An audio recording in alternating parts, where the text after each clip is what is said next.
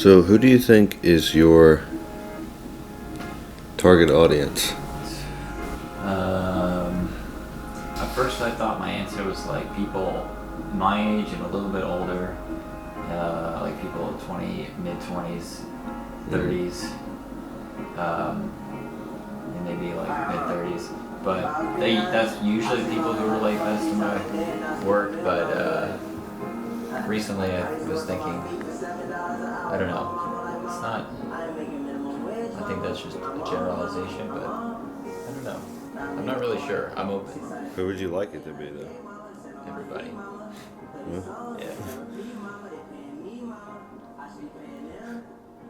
Do you think everyone could have something to benefit from, I guess, your perspective? Yeah, I think so. Well, and I mean, I think ultimately I try to make my work like something like reflection. So I don't really have the answers. You know, whoever looks at it has the answers. And I have directions I go in and things I like try to, you know, sometimes bring people to. But I think it's the bigger benefit is when somebody has their own. So even if somebody learns something like they don't like about my work, I think that's good too.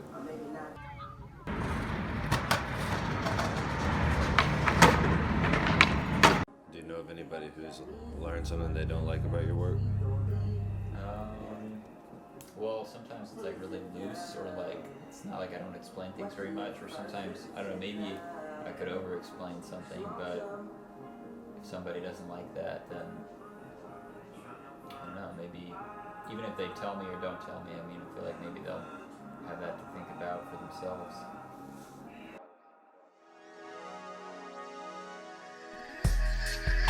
I do my best work when I'm not thinking too much, and basically just have an idea that I kind of just trust that it's going to go somewhere good, and then usually the more trust I have, you know, the more I can not worry about it, and then usually something good happens when I do that.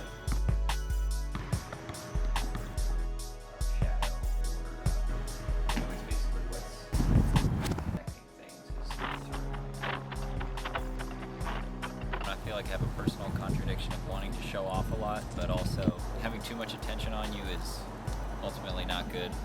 Your expectations become everyone else's expectations. You lose sight of what you're trying to do.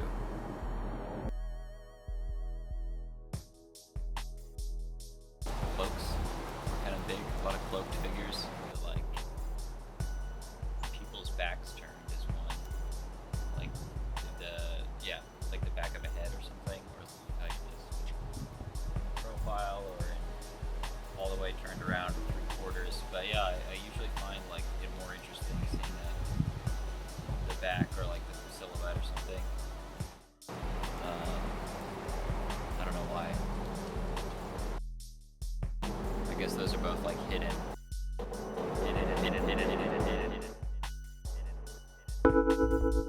I feel like there's been a lot of changes recently, and I think it's just because I've been working a lot. I try to change it up when I'm doing it a lot, so yeah, I've noticed a lot of phases recently. Nice.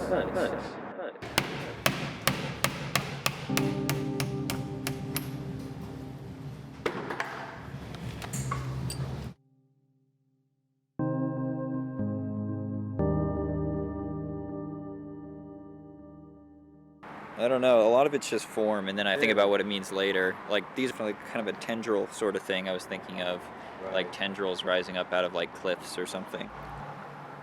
I half realize, I feel like I maybe have something subconscious that I'm just not thinking too much about, and then I think more about what it means later, and post-rationalization, I guess. But yeah, like I try not to make things mean anything too literally.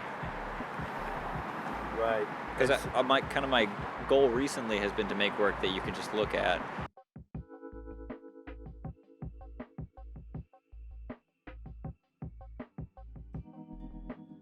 Composition and the lighting devices are more similar to like Italian painting and like that kind of stuff, like really like older work, like Giotto or something like that.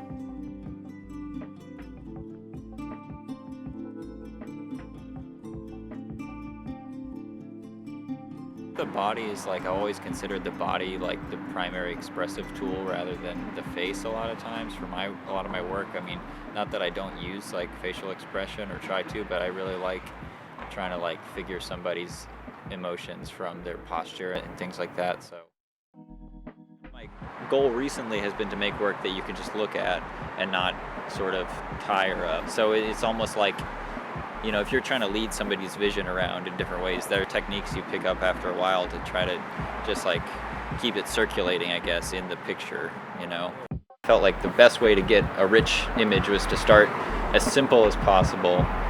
Minute change is more significant when you decide to go simple, I guess. Some of the first things that I remember thinking were good drawings were my Super Saiyan 4 Vegeta and Goku.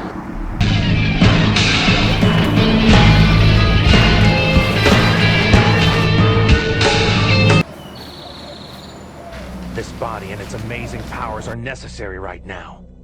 The latest ones kind of represent me trying to find intuition with color and just really put across a feeling, trying to figure out what does the combination of certain colors mean and what does it elicit. What does black, white, and blue mean? And then what does black, white, and green mean? And then what does black, white, and red with a little bit of green mean? And like proportionality and all that stuff in relation to color, like, because it would all elicit a different thing. But when you get to those really basic, like just black, just white, just red, it's like, I mean, I'd like to see if there's sort of a similar range of feeling that people get from it.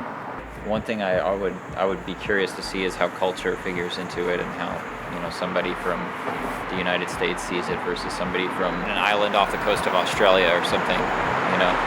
Probably pretty different, but who knows, maybe not, maybe really similar. Because, you know, I think everybody's heard about like different cultures having different numbers of words for color, so it's like maybe they only have... Blue makes you think of infinity? Right now, yeah. They describe the sky as being red, though. There's some old text, some Greek ancient historical text where they described the sky as being like red, like wine. I don't know if it was just a one-time thing or if it was always red like that. But anyway, there's some weird questions about what colors they could see in certain colors way back when, or, you know, if they weren't aware of the color blue or something.